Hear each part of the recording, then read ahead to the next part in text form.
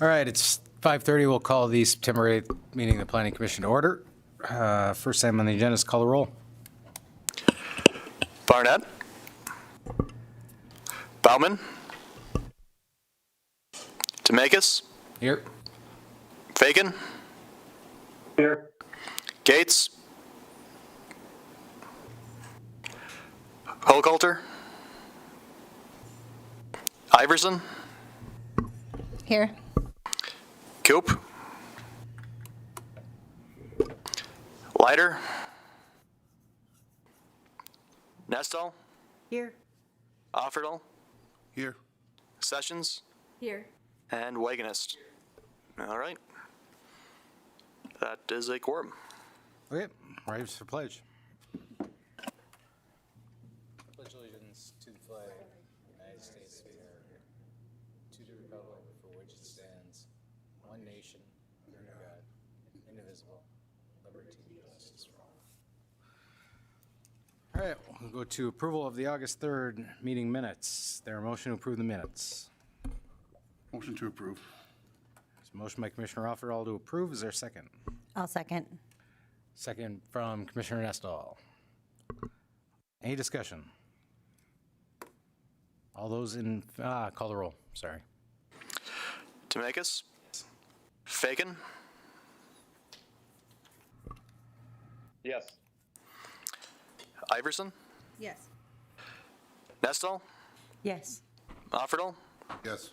Sessions. Yes. And Wagonist. All right. Motion carries.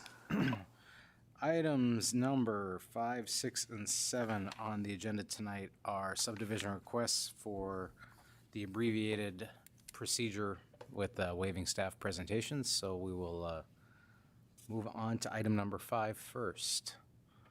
Mr. Van Dyke, give us a quick summary. Thank you, Chairman Demakis, members of the commission. So item number 5 is a public hearing request on an application from Roscoe Strail, owner for subdivision plat, to adjust the property boundary shared between the two lots. The resulting subdivision is to be known as lots 1 and 2, the Bluff 17th edition. The property is legally known as lots 7 and 8, Bluffs 9th edition to the city of Minot, North Dakota. The properties are located at 3404 and 3408 21st Street Southeast. All right. Is there anybody who wishes to speak on behalf of item number 5, either for or against? All right, seeing none, we'll close the public hearing and turn it over to the commission. Motion to approve based on staff finding of fact and recommendations.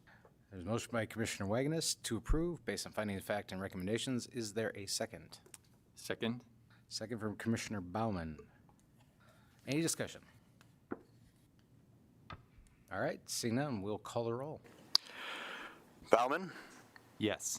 Demakis. Fagan. Yes. Iverson. Yes. Nestle. Yes. Offerdahl. Yes. Sessions. Yes. And Wagonist. All right. Very good, motion carries. Item number 6, another subdivision request. Thank you, Chairman. Item number 6, public hearing request on an application from Mike Klemple on behalf of M&D Hilltop Partners, LLC, for a subdivision plat to divide 2 lots into 3. The resulting properties are to be known as lots 1 through 3, Hilltop 6th Edition. The properties are legally known as lots 1 and 2, Hilltop 5th Edition to the city of Minot, North Dakota. Very good. We will open the public hearing. Is there anybody present who wishes to speak on behalf of this item, either for or against? All right, seeing none, we'll close the public hearing, turn it over to the commission.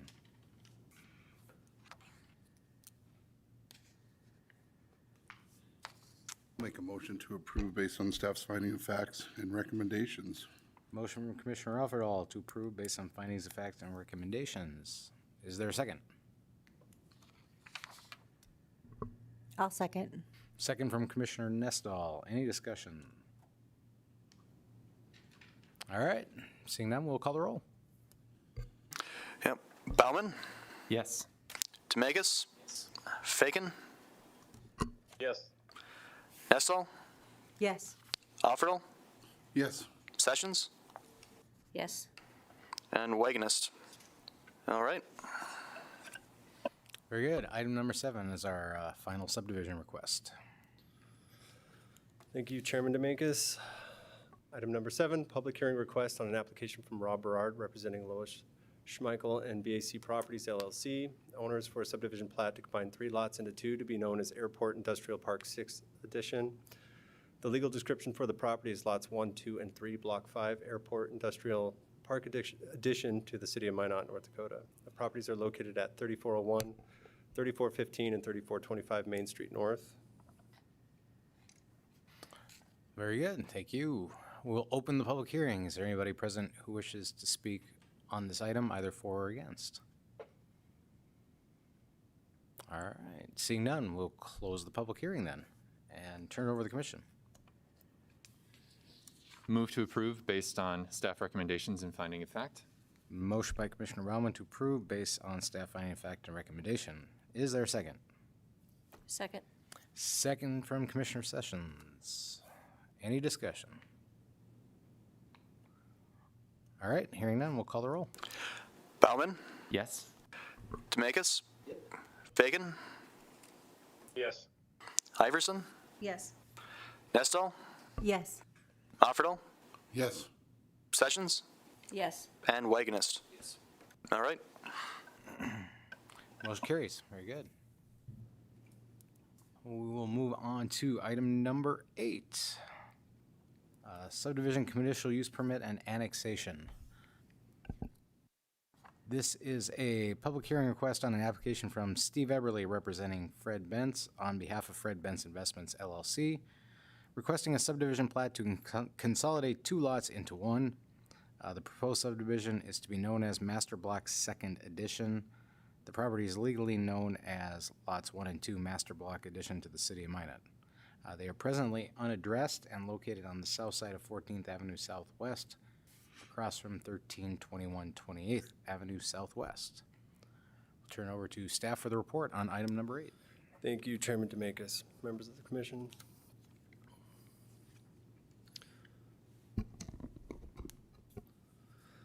Here's an aerial view of the property, which is located to the southeast of Capital RV, northeast of the bypass.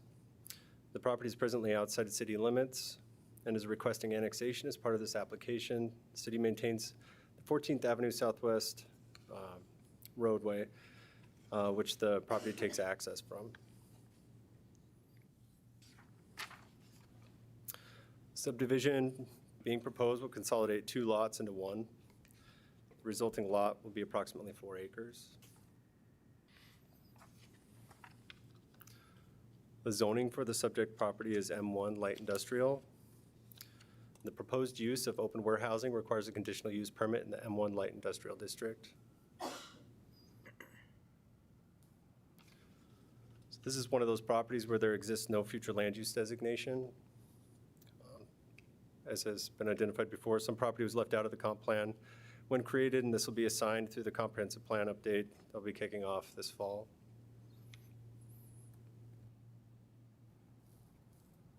The applicant is proposing this outdoor storage for the use of RVs. There'll be 60 15-foot by 32-foot spaces and a further 20 15-foot by 50-foot spaces.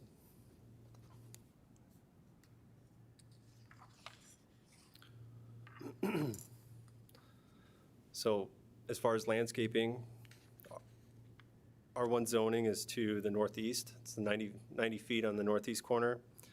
This will require additional street trees. As you can see, the green space provided in this landscape plan.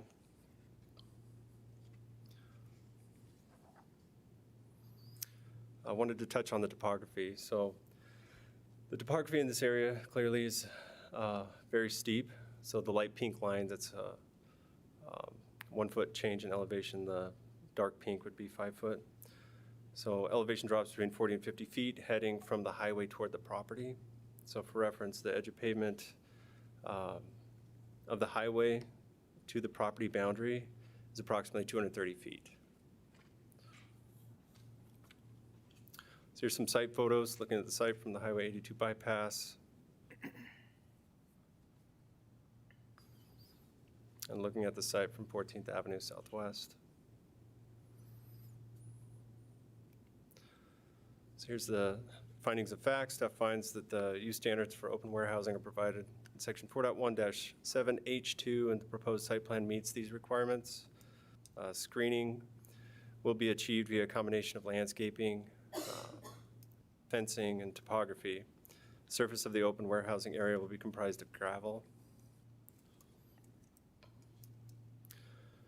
So the applicant has submitted a complete application. The proposed plat meets the bulk requirements of the M1 Light Industrial District and the required standards to grant conditional use permit are met subject to additional conditions, which I'll explain on the next slides. So the recommendation from staff is to approve, subject to conditions. There's 13 of them. The first two are basic requirements for most development related to stormwater and overall site layout. The third one is our boilerplate language related to the subdivision plat, which we require on all plats.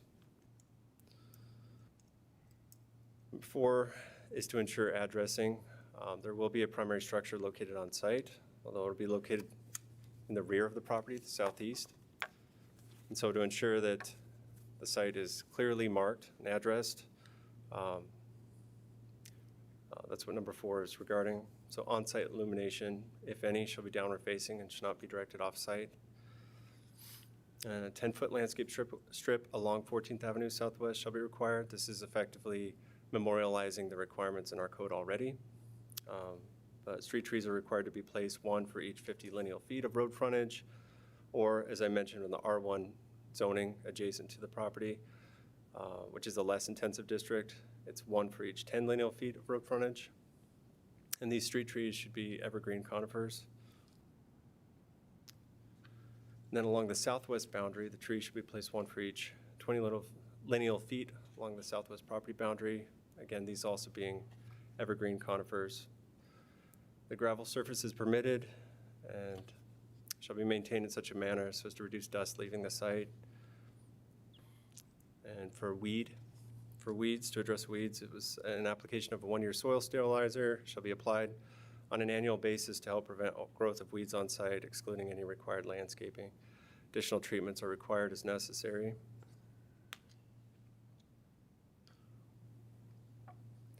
So no vehicle sales should be conducted on site, and no open storage of materials shall be allowed on site. Only operable recreational vehicles for sale off-site. So buildings located on site may only be used for storage, known as warehousing enclosed within the Minot Land Development Ordinance. Then a site obscuring fence should be installed along the northern and eastern property boundaries and may include chain link with slats. A fence shall be installed along the southwestern and southern boundaries of the site to securely enclose the site from potential encroachment by the public. Otherwise, I will stand for questions. Thank you. Any questions for staff from the commission right now? You get any, sorry about that, principal planner, did you get any conversations or questions from the notification area? Chairman Demakis, Commissioner Offerdahl, no, we did not. Okay. Mr. Chairman. Yes. On exhibit, I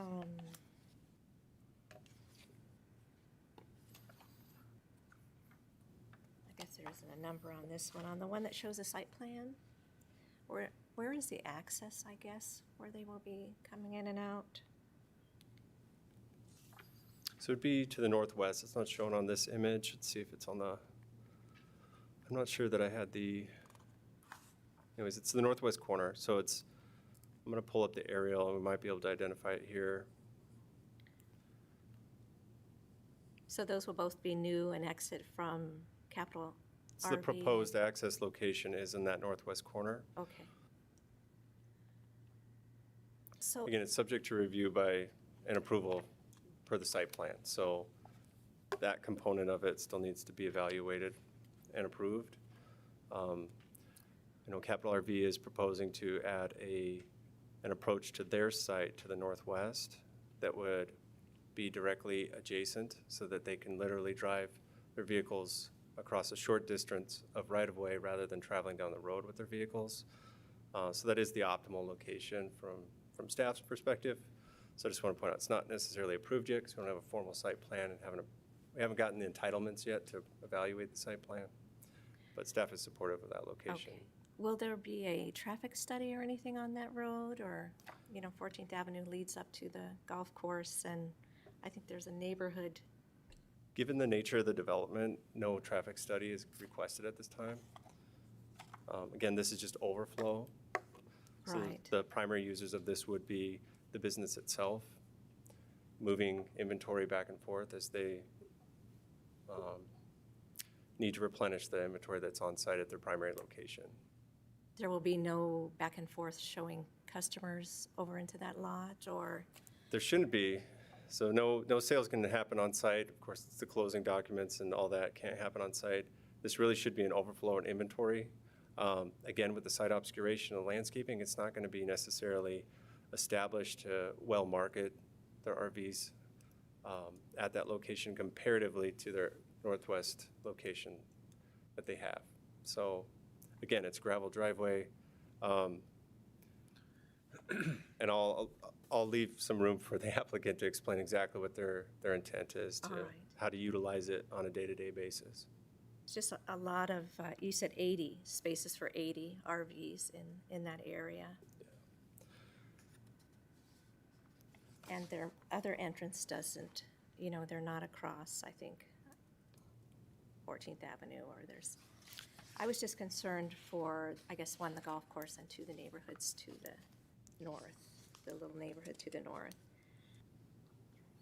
So as far as the neighborhood to the north, that's part of the flood buyout area. So at some point in the future, that should be bought out. I know negotiations are ongoing for some individual property owners, but eventually should be city-owned Okay. and/or parks-owned, so So are they in negotiations now, then? it's Those- ongoing, so I couldn't Ongoing, really speak to okay. the. I wasn't aware of spec- that. Thank you. Can I ask what the requirements for gravel are? I wasn't sure if there was I thought there was some rules on the gravel. I'd have to defer to Emily if we have specific standards. Emily's our assistant city engineer. Do we have specific standards for gravel?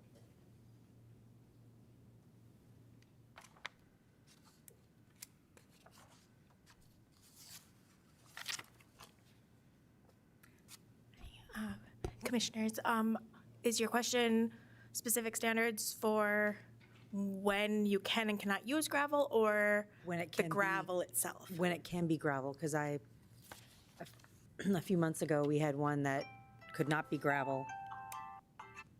Yeah, and that is dependent on the zoning district that it's in. Okay, In C2s, it is required to be hard surface, concrete or asphalt, unless there's a variance granted. And then in M2s and industrials, there's Is more allowed. leeway on gravel in some areas. I misunderstood the question. I thought it was the specific depth no. and aggregate that was necessary to gravel it. Thank you, Emily. Any further questions for staff? Go ahead. Go right ahead. Mr. Van Dyke, knowing that the area to the north is flood buyout and the golf course, could be potentially moving. I know we've looked at a separate golf course site in recent years. Do you think that putting a parking lot here is consistent with the overall vision of the community for what those green spaces will be used for in the coming decades? So Chairman Dominguez, Commissioner Baumann, so as far as this property here, it's M1 Light Industrial and it's privately owned and not part of the acquisitions. So it's separate and distinct to what would be or may be planned for that area to the northeast. So I can only, as far as the overall vision of what they're entitled to do, that's why they're here is requesting, is this okay? So I don't think there's be interference. I think the evergreen conifers, along with the fencing,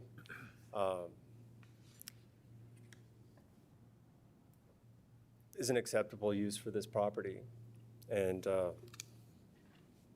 yeah, as far as it being impactful to the park itself, it should be very relatively benign use that shouldn't impact the park or the golf course in its day-to-day operation, so.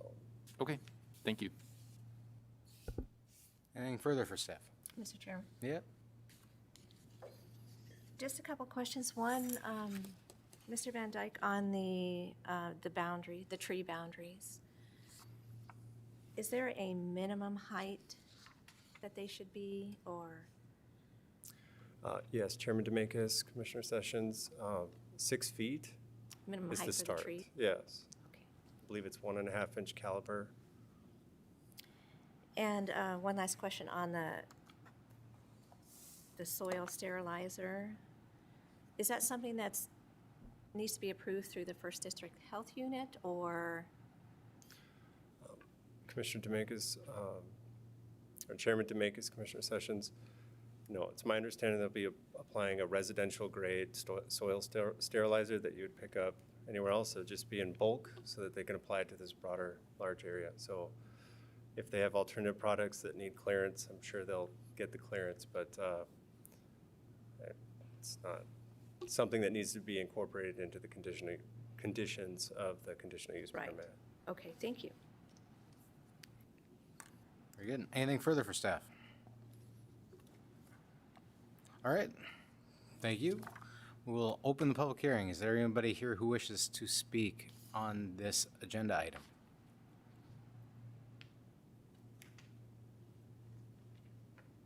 Anybody at all? All right. Seeing none, then we will close the public hearing. Turn it over to the commission. Mr. Chairman, will one motion cover all the aspects of this? Yes, it should, because the way I read the Okay. recommendations and finding of fact, it was All right. all-encompassing, yes. Motion to approve based on staff finding of fact and recommendation. So motion to approve by Commissioner Wagonus to, based on staff finding of facts and recommendations. Is there a second? I will second that. Second from Commissioner Iverson. Any discussion? All right, seeing none, we will call the roll. Bauman, Yes? Demakis, Yes. Fagan, Yes. Iverson, Yes. Nestle, Yes. Offerl, Yes. Sessions, Yes. and Wagonist. All right. Motion carries. Agenda item number 9 is an application from Jennifer Cook representing Luis Cortez for zoning map amendment from R1 single-family residential to R2 two-family residential for the purpose of constructing twin homes. The property is legally described as lots 1 through 20, Bolton Heights 11th addition to the city of Minot. These are multiple addressed properties between 35th Street Northwest and 33rd Street Northwest on the south side of 20th Avenue now northwest. We'll turn it over to staff for the report. Thank you, Chairman Demakis. So the subject property is located west of the bypass. Both 21st Avenue Northwest and 19th Avenue Northwest provide access to the broader residential development from the bypass. The existing zoning on the site is R1 single-family residential. The desired zoning is R2 two-family residential. The R2 district to the west across 35th Street Northwest will be extended to encompass the subject properties if approved. The applicant desires to construct approximately 20 separate twin homes on these lots for a total of 40 individual units. The water infrastructure already exists underground with 2 individual service connections per lot. This is because when the development was originally platted, this was the intention for the south side of 20th Avenue Southwest. So I've got a bit of history on the back and forth on this property. So this property was originally platted as Bolton Heights 11th and Bolton Heights Edition, Block 6, platted in 2012, and it was zoned R2 at that time. Then it moved on to Bolton Heights 2nd Edition and was zoned R3C and R2 respectively, allowing for townhouses and two-family homes. Then it was platted as Bolton Heights 11th in 2018 and zoned as R1 at that time for single-family residential. And now the request is to go back to R2 for the twin home construction. So that is why there's 2 water connections for each lot, as it was always intended to be a two-family structure. The future land use for the property is medium-density residential. So one half of one of the lots has both medium-density residential and commercial. Does not warrant a future land use map amendment for that one half of one lot. Medium-density residential calls for 6 to 12 units per acre. So just to provide some context, the existing single-family residential lots to the north, it's part of an R4 development, has 7.6 units per acre. The proposed townhome development would have a density of 8.29 units per acre. We did receive a public comment. That individual was unable to attend, so as a courtesy, I'm going to read off his comment. So hello, I'm trying to submit a comment to the public comment. Oh, I'm going to skip that first paragraph because it's more of a technical issue. As owner of 3348 20th Avenue Northwest, I'm strongly against rezoning the area immediately surrounding my property from R1 to R2. When I first moved to Minot in 2018, I was struck with how many multifamily attached properties the city has while severely lacking newer single-family properties. What limited inventory of single-family properties existed were mostly 1950s to 1970s split-level types and early 20th century builds. I eventually gave up trying to find a newer single-family home and just had one built. Obviously, the owner of the land would like to make the most profit possible by adding attached homes, but it should be the responsibility of the city to recognize that the last thing Minot needs is more attached properties. Joshua King. So as far as the findings of fact, this reflects all the information contained in the staff report, satisfies all the requirements. Again, more of this, the Planning Commission has the authority to hear this and make a recommendation that it be approved or denied. So staff recommends approval, subject to a few conditions. So connection fees are required for future development. Sidewalks are required for future development. This is pretty standard. Development agreement prior to the second and final consideration. So typically these development agreements follow a plat. And in this case, there's no plat accompanying this application. And so prior to the second final consideration of the rezone, we would want to make sure that development agreement is established, requiring at least excess water lines in the event, removal of the excess water lines in the event of single-family residential construction. So if a single family is constructed, R2 does allow for single family and or a twin home, so it's a bit more flexible. If someone were to purchase a lot and construct a single family dwelling, want to make sure that they remove that additional water line. They're subject to leaking, and then also any road projects down the line, they're difficult to keep track of and they can be hit and damaged and cause just issues. So removing the excess infrastructure underground is essential. So address the sole use of lot 1 and 2 to facilitate a twin home or require a plat to adjust property boundaries to accommodate a standalone development on lot 2 due to size. So the way our ordinance works is if lots 1 and 2, which are to the west, I'm going to bring up a map so we have more context. So the 2 lots that are facing 35th Street Northwest, that northwest lot is actually too small to accommodate a twin home by itself. So, however, when shared with the property to the south, then it can. So we just want to make sure that it's tied to that south lot. They can build across a twin home where one unit's on one side of the property line and another is on the south side. So we just want to make sure that's how that property is used. Otherwise, a plat to adjust the property boundaries to bring it into conformity would be required prior to possibly developing those 2 lots with more intense uses. So I expect that we'll see a plat on this matter at some point in the future, but if not, we just want to make sure that we're not creating a non-conforming lot moving forward. So that is it from staff. So I'll stand for questions. Thank you, sir. Any questions for staff on this agenda item? Mr. Chairman? Yes. Mr. Van Dyke, so there exist right now multiple water connections, and that was a cost borne by the city? No, Chairman Demakis, Commissioner Sessions, that would be a cost borne by the developer in preparing the lots for development.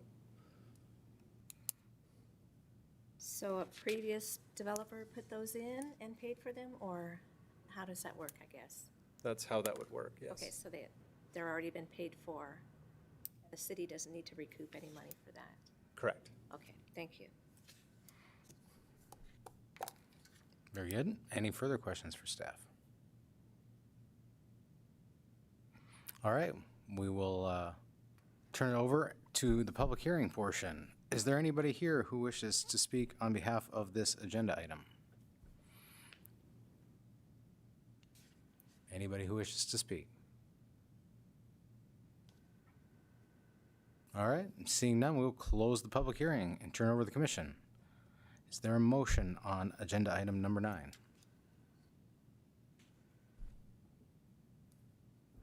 Motion to approve based on staff finding of fact and recommendations. Motion by Commissioner Wagoness to approve based on the staff findings of fact and recommendations. Do I have a second? Second. Second from Commissioner Offerdahl. Any discussion? Mr. Chairman? Yep.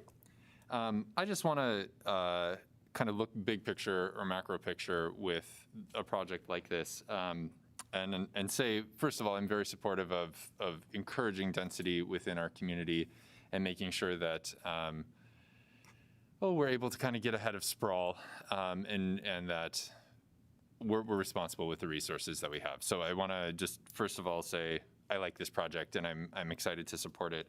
But I think in that same breath, just kind of looking at big picture of Minot, as things begin to move west past the bypass, I get a little bit, again, wary of sprawl, I think, in our community and wanting to make sure that we are working as a whole of government approach to infill and make sure that we are developing our properties within the heart of our community and then moving outward, both for commercial and residential purposes, before we go for the easiest answer, which is just building brand new out on the edge. So that's not a pro or a con or anything. It's just something that, as a person entrusted to kind of look at the overall land use of our community, I'm very aware of.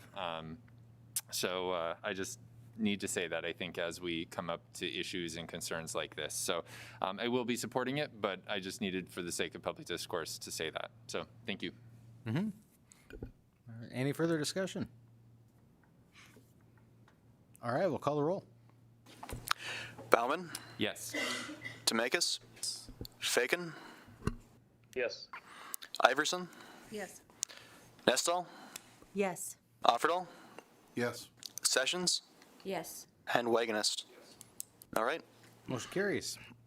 Item number 10, a subdivision zoning map amendment and future land use amendment and annexation on an application from 42 Minot LLP, represented by Jared Lochto, owner for an annexation zoning map amendment from AG Agricultural District to M1 Light Industrial, a future land use map amendment from Office Business Park and Medium Density Residential to Industrial, and subdivision plat. Proposed plat is to be known as Don's Second Edition.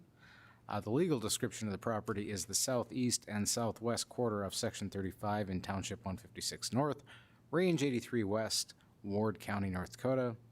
Currently unaddressed, but located on the north side of 46th Avenue Northwest, across the street from 515 46th Avenue Northwest.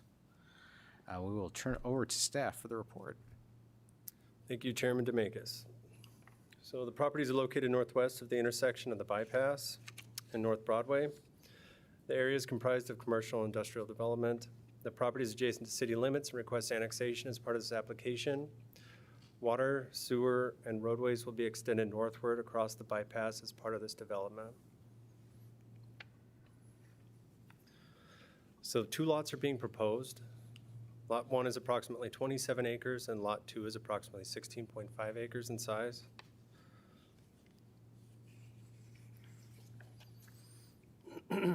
The property is zoned ag. The proposed zoning district is M1 Light Industrial, and this would extend the existing zoning district to the south of the bypass to encompass the subject property. The property is partially within the airport overlay noise buffer, and this requires additional noise reduction construction standards to be implemented in order to reduce noise as heard from within a building by aircraft landing and taking off. The future land use for the property is office business park. The proposed, well, office business park and medium density residential. The proposed future land use is industrial, which would extend the industrial designation from the south across the bypass. So I wanted to at least touch on this office business park, because we probably haven't seen this very often. And of course, this month we'll be dealing with it twice. So that's just how it works. 35.6 acres of office business park flues within the proposed, future land uses within the proposed subdivision. As far as overall city stats, so we have 653 acres of future land use designation allocated towards this office business park in the city and ETJ. And the purpose for this would be larger office buildings and corporate campus developments, light industrial warehousing that require larger sites. So as far as the acreage of zoning, as far as office business park go, we have 0 acres. And the zoning is to reserve for, the zoning district specifies for multi-use buildings, offices, research and development, well-defined campus environments, things of that nature. This never really just kicked off. And so as we're going through our comprehensive planning process, we'll probably very seriously look at moving on from this designation and overall district unless we can identify an alternative site or refine how it is to be used, because it just hasn't directed any development of that nature at those particular locations. So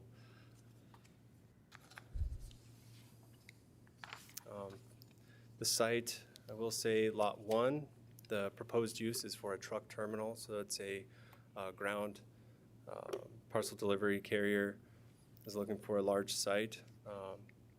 This is the site that they have chosen and has availability for services. Lot 2 would be for future development unspecified.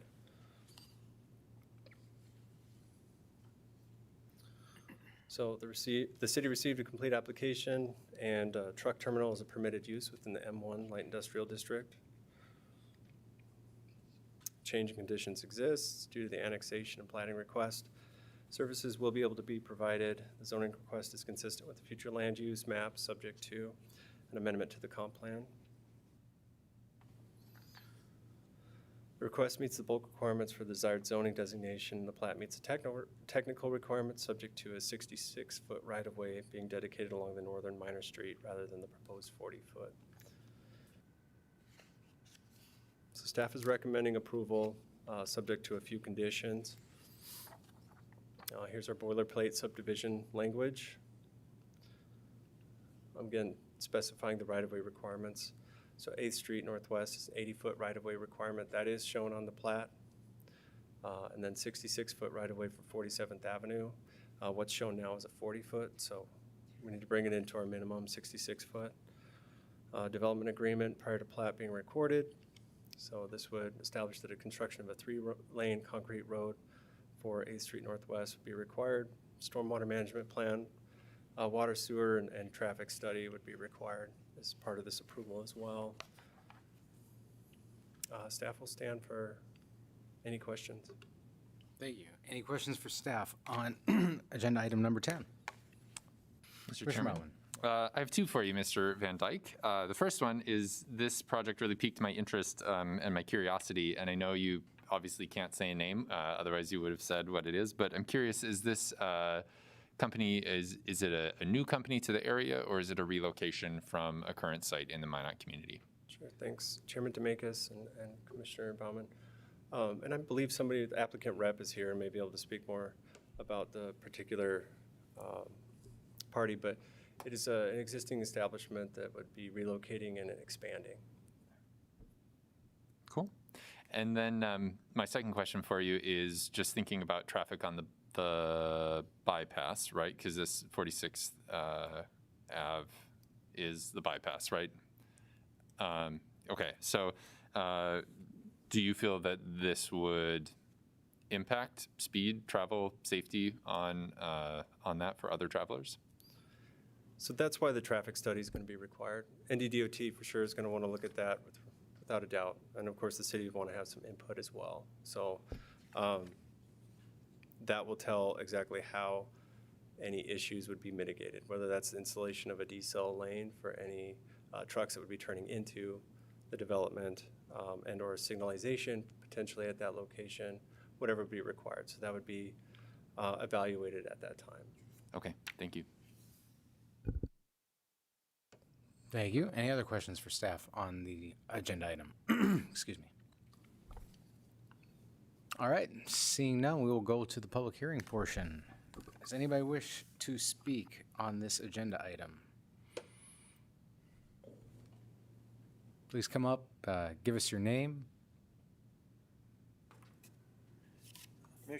Mr. Chairman, Alan Egberg, I own property up there, and my biggest problem is, I don't have any problem with zoning or anything else, but the water is something else, and the water, most of it goes east from there.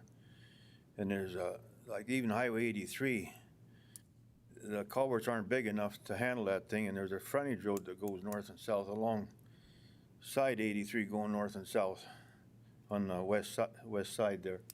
And we've had a lot of problem with the water going over even that frontage road. And I just think we should make sure that we got a good water plan on it, everything. I guess that's probably all I got to say about it. Okay. All right, thank you, sir. Mr. Van Dyke, there is a stormwater study that needs to be conducted, correct? I did say that, right? That's correct. So a stormwater management plan, which would address those concerns, would be part of, it's one of the requirements of the development agreement. Very good. Is there anybody else who wishes to speak on this agenda item? All right, and seeing nothing further, we will close the public portion, turn it over to the commission. Is there a motion on agenda item number 10? Motion to approve per staff findings of facts with conditions. I'm sorry, motion to approve per staff recommendations with conditions based on findings of fact. Motion by Commissioner Sessions to approve based on staff findings of facts and recommendations. Is there a second? Second. Second from Commissioner Offerdahl. Any discussion? All right, seeing none, we'll call the roll. Bauman, Yes. Demakis, Yes. Faken, Yes. Iverson, Yes. Nestle, Yes. Offerdahl, Yes. Sessions, Yes. and Wagonist. All right. Very good. Motion carries. Item number 11 is a request on an application from Harold Stewart on behalf of the city of Minot for a zoning text amendment. The proposed changes affect Table 5.1-6B and 5.1-6C related to sign regulations and Section 9.2-1C related to written notice to neighboring property owners. I believe this was alluded to at last month's meeting, if I'm correct, Mr. Van Dyke. Thank you. Yes, it was. Thank you, Chairman Demakis. So I'll give you a little bit more background. I kind of gave you a heads up, so now we're going to go back. So the current sign code is the product of staff and sign company collaboration in 2020 to ensure the sign code was amenable prior to adoption in April. So however, until you begin applying the code, especially one that has been overhauled like our land development ordinance, it's difficult to predict every nuance situation that's going to arise, which may cause heartburn for its users, staff included. So in order to alleviate some concerns from the sign companies and local businesses affected, staff is proposing a few changes to add flexibility and retain the overall intent of the ordinance as recently adopted. So staff reached out to the primary local sign companies and asked for input on the primary issues they've encountered from the sign code, and upon receipt of the information, staff drafted the changes and explained their impact. Local sign companies were supportive of the changes, and then we presented these to the Zoning Ordinance Steering Committee, which was also supportive of these changes. So now I'll get into what are these changes. So the quantity of wall signs. So previously, the zoning code, so prior to April 5th, 2021, 200 square foot of signage was allowed per wall of a building. Under their current code, it's reduced to one sign per business, up to 200 square foot max area. So what's happening is individual businesses were afforded, say on a corner lot, up to 200 square foot per wall, so 400 square foot total. Limitless number of signs. So the proposal is to provide this flexibility, not increase what's allocated. The 200 square foot is still the maximum, but the total sign area may be divided into multiple signs again. So rather than 200 square foot of signage per wall of the building, it's 200 square foot of total signage. So a corner lot, though, can have a sign on each side, or what we see many times as far as the design aesthetic, desired for a structure is to have a logo at one location of the building and then the business name at a different location. So it's very common. We've run into that issue, so unless they cluster them together in one particular location, again, it's the same amount of signage, but this gives them that flexibility to put the signs where they'd like to put them. Our central business district. So this is it's downtown. I think that's commonly what people understand it as, but it's a bit more. So it's even west of Broadway is inclusive within this central business district as well. So currently, signs located within the central business district are limited to placement of the wall signs at or above 10 foot and at or below 15 feet. So this is called a sign band. This works for most businesses along Main Street. However, the central business district expands west again of Broadway, and many structures do not lend themselves to adhering to this regulation. So if you think of Papa John's, think of Wesley's, those are in the central business district. So that 15-foot sign band doesn't work when the character of the structure is entirely different than what the sign regulation was planned for. So placement outside of the sign band, what staff is proposing is that, to add a footnote, is that placement outside the minimum and maximum height is subject to review and approval by the, here it says Economic Development Administrator. Our city manager, Harold, had indicated that he'd prefer this to be handled by our department heads, so it'd be our Community and Economic Development Director, Brian Billingsley, would review any requested deviation outside of the sign band and provide approval or denial. Any denial would be appealed to Planning Commission to evaluate the request. So I just want to give an example of even in or closer to Main Street where it's nonsensical. So here is a building. Now this is a street view, so it's kind of wonky. But this particular business, Legacy Design Strategies, they applied over the summer. Clearly, the structure itself has an inset that was to accommodate sign placement, but our regulations don't allow for the sign to be placed outside of the sign band. We have no flexibility. So even though, as you can see, there was what appears to be mounts from a previous sign are still there, the sign was forced to be elevated into that sign band, and it works. But clearly, if a structure has a designated architectural element that was meant to accommodate the sign, that would be preferred to locate the sign within there rather than the one-size-fits-all approach of forcing it within the sign band. So again, staff is requesting that the Community and Economic Development Director have some leniency in determining which ones where it makes sense and where it doesn't. Pylon versus pole signs, so this was the subject of last month's request. So pylon signs are required to be located at the same setback as the principal structure. So this could be upwards of 40 feet in some instances, whereas pole signs are allowed to be at the 0 foot, effectively right up to the property boundary.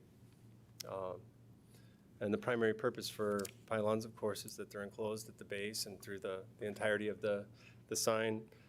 And so what other communities have done, as I mentioned before, so Fargo, Bismarck, and Grand Forks, they have no setbacks for either pole or pylon. And then Bismarck just has an additional caveat, just make sure it doesn't obstruct the visibility triangle. And so that's what we have here. So our city engineer is more than capable of identifying what the visibility triangle is, determining if there's going to be a problem, and if there is, that needs to be moved out of that. So we have the same thing for trees and other things as well, the fences. So secondary detached sign area. So pylon pole signs have 150 square foot maximum for a single tenant sign area. And then they're allowed an additional 120 square foot for all secondary tenants. So what this creates is a primary cabinet and a secondary cabinet where you will see a larger box on top and a smaller box on the bottom, effectively. So this totals 270 square foot total for the multi-tenant complex. So the proposed code change would allow, if there's a multi-tenant complex, that 270 square foot to be allocated as seen fit by the property owners and the tenants. So if they want to have equal distribution amongst that 270 square foot, then they can do that. It's the same amount of square footage. It's just not constraining them to a particular, identifying who the primary tenant is in a multi-tenant complex and then fighting over the remainder square footage so they can all have equal distribution. So this again provides sufficient flexibility to address some of these concerns. So in short, the bulk of this, no changes to the total signage afforded, but just how it be allocated. And then neighboring property owner notifications. So this is not sign related. Neighboring property owner notifications are presently sent by certified mail. So Minot's the only large community that does this for all its neighboring property owner notifications. If a neighboring property owner name is incorrect or someone refuses to sign for the letter, then the certified mailing will be returned as undeliverable. So we get handfuls of these on a daily basis, returned as undeliverable. So approximately 27% of the 3-month sampling, we took a 3-month sampling of mailings and were returned as undeliverable. So the primary reason is either the recipient is the incorrect name, so if you're not the right person, you can't sign for a certified mail.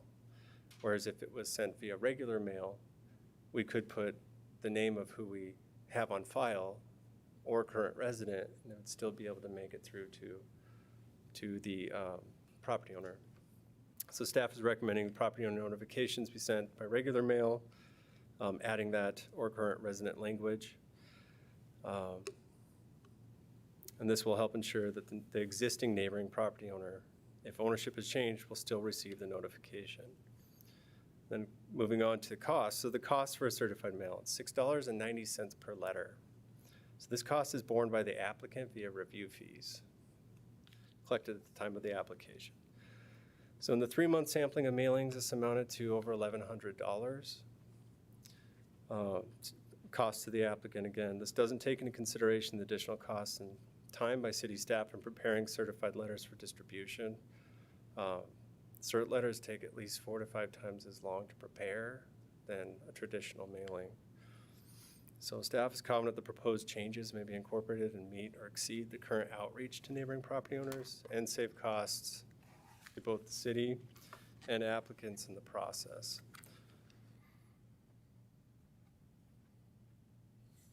So we submitted a complete application, and the requirements of section 9.1-8I 1 through 4 were met. The Planning Commission has the authority to hear the case and make a recommendation to City Council. With regard to this recommendation, so staff is recommending approval subject to the minor change. So Zoning Ordinance Steering Committee, Harold had yet to comment on it, making sure that the department head was the one to make a final determination on any deviations to the sign band. So if any recommendation here as far as staff, just incorporate this change as well, be appreciated. And I'll stand for questions. Thank you. Any questions for staff on the sign changes? Mr. Chairman. Yes. Mr. Van Dyke, I think that's fantastic for the regular mail versus the certified mail, you know, saving both the city time and the applicant money. My question is there a difference in the time delivery at all between certified and regular mail? You know, I guess it depends on how quickly they sign for it. It's kind of a black box as far as the cert mail process goes. I know how it's supposed to work versus I know our experiences with it.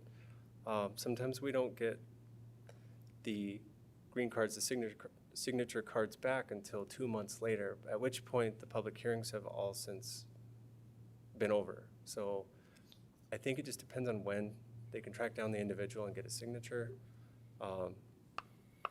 So our experience with it has been, it's a big unknown.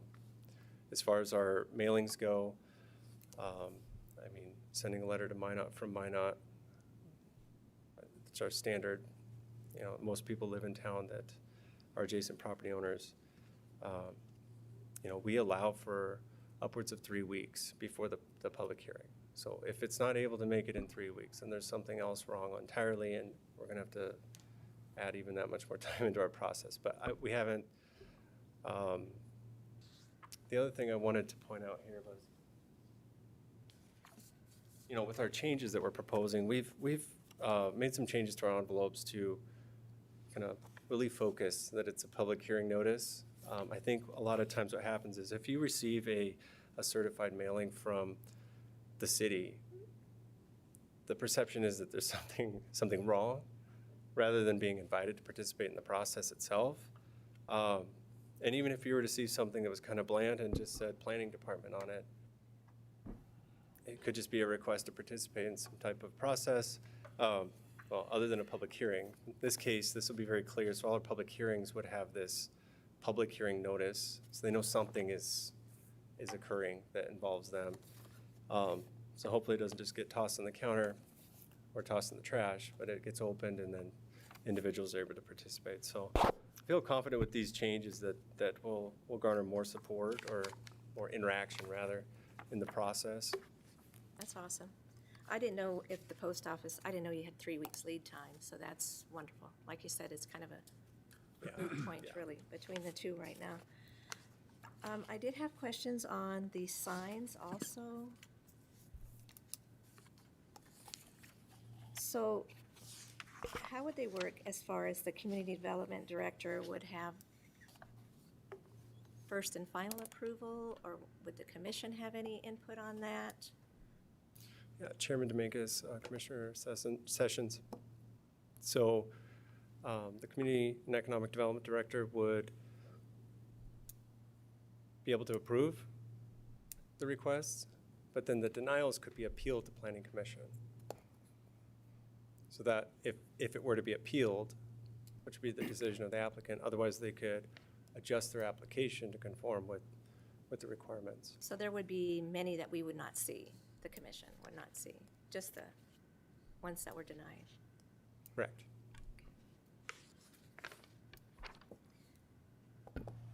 Two of them,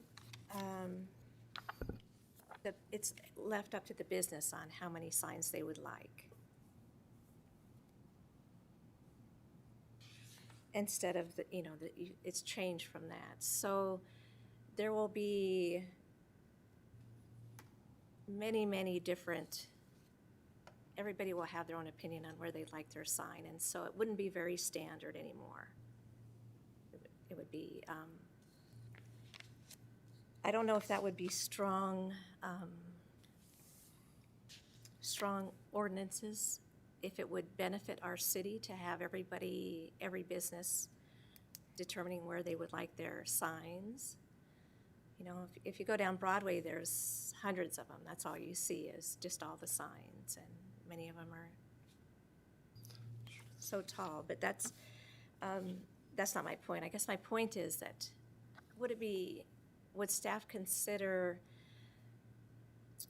those businesses that wanted to go into something different, that they would apply for an exception to the ordinance, or how many do you see that want everything different? Commissioner Demakis, Chairman Demakis, Commissioner Sessions. So I guess we see enough of them to where it's been a headache for both city staff. And so again, Papa John's has a lot of signs that they'd like to be approved. They don't exceed that 200 square foot threshold that would have been afforded to them prior to the new code adoption. And now they can't replace their signs. They're kind of stuck with those awning signs that they have that are non-conforming awning signs. And they want to bring their signage into compliance, but they also don't want to lose overall signage. And that's a corner business in the central business district. Again, it's a big difference between the Papa John's building than there would be some of your other downtown businesses that are 25 to 50 foot wide structures that go up 3 floors, where that would be more appropriate, that 10 to 15 foot sign ban.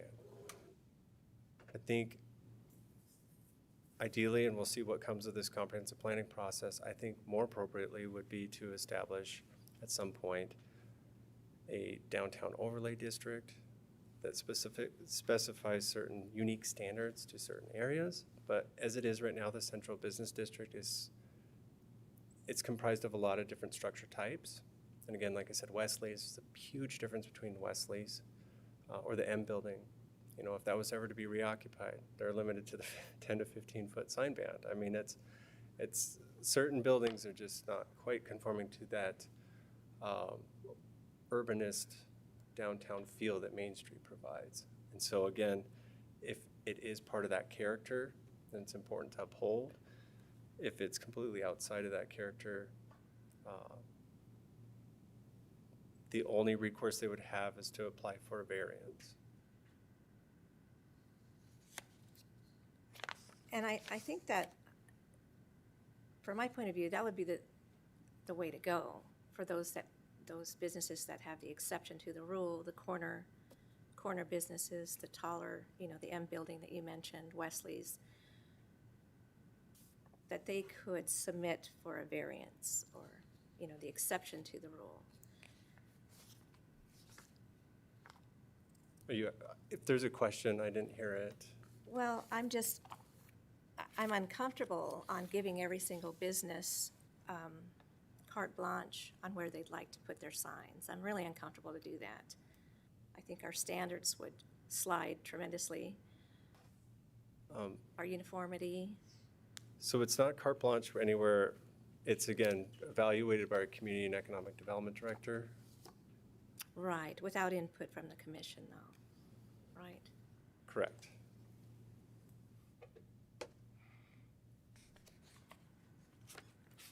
So I guess I myself am comfortable with both of those as far as just giving the businesses their place.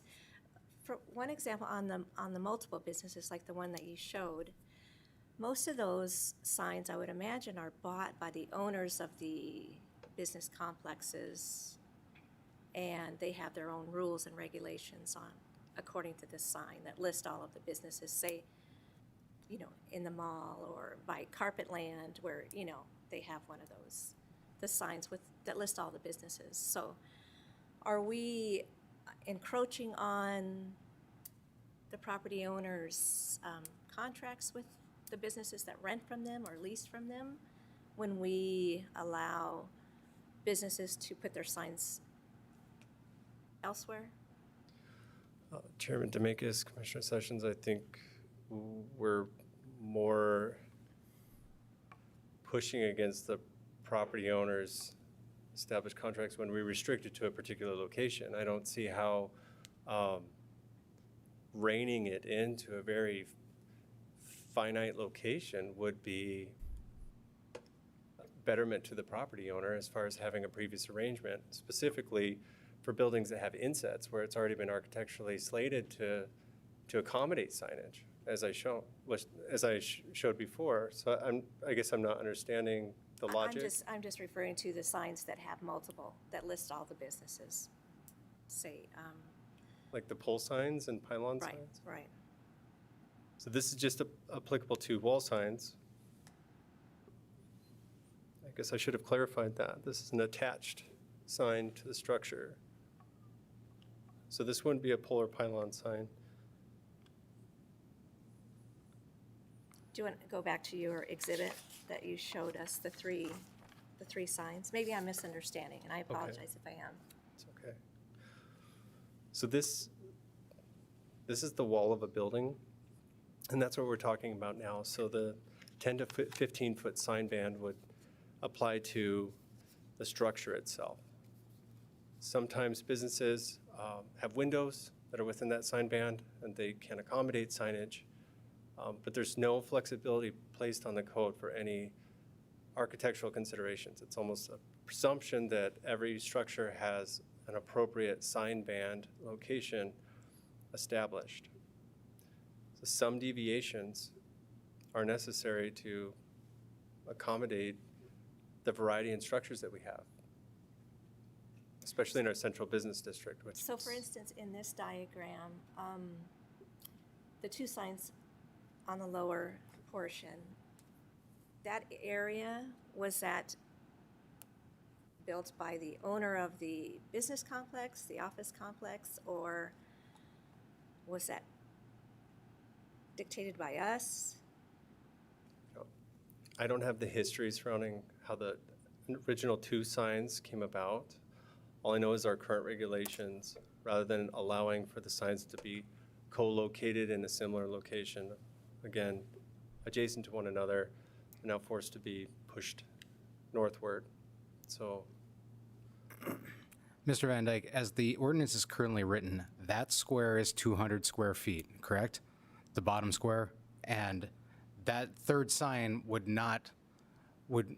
have not been allowable inside there because of too much space, and that's why it was moved to the top. And what you're allowing is the flexibility to fill the sign spot with signs, correct? in part, Chairman Demakis, so the 200 square foot limitation was a different component it's separate from the sign band. So those two signs in the CBD, the Central Business District, are legal nonconforming. So if they were to be pulled down and somebody came back in, they'd have to then relocate. As what happened with the third one, you can see those divots Gotcha. sticking out. So at some point there was a sign there, ceased to exist. A new application came in, we have a new code. Now, rather than co-locate in an orderly fashion against, adjacent to one another, they're forced to kind of skip up to that 10 to 15 foot sign band and then locate there. And again, even this is unique that they have that additional strip to the north, because not all structures even have that. And so What you're gaining is flexibility with these buildings that have multiple potential issues when it comes to signage. Instead of denying a sign, we're getting some flexibility where they can be put up. yes. Thank you. Mr. Chairman? Yeah, go ahead. Oh, sorry. Were we all finished, or are we good? Okay. I just wanted to publicly say thank you to you and the Planning Department, Mr. Van Dyke, for reviewing and acting and being a flexible and responsible government. I was a part of the team that put this all together, and I was really proud of what we had, but I'm really also thankful that our staff is continuing to work with our businesses and make sure that this is something that is effective and a living document, and we can be responsive and flexible. So thank you to you and the rest of the Planning Department for that. Thank you also for looking at removing the barrier of the certified mail. I know it seems really silly, but that can be very intimidating, and I'm happy to see that our Planning Department is removing barriers to being involved in democracy and our government in general. And finding efficiencies and cost savings is an added bonus. So thanks to you for that.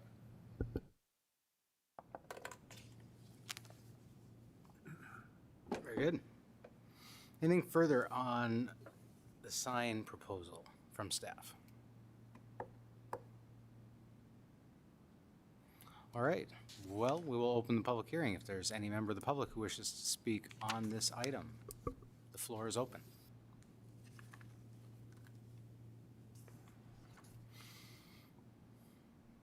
Anybody at all? All right. Seeing none, then we will close the public hearing. and turn it over to the commission. Is there a motion regarding agenda item number 11? I'll move to approve based on staff recommendations and finding of fact. And we also need to make sure that we have the additional subject to review or sorry, can you pull up the slide, please, of that specific text that you asked for? I just want to make sure that's included in the motion. You bet.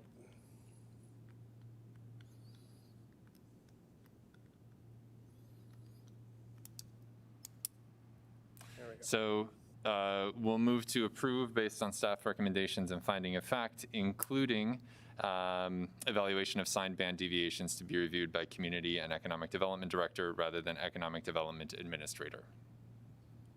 Very good. There's a motion by Commissioner Baumann to approve based on staff recommendations with the evaluation of the sign band deviations to be reviewed by the Community and Economic Development Director rather than the Economic Development Administrator.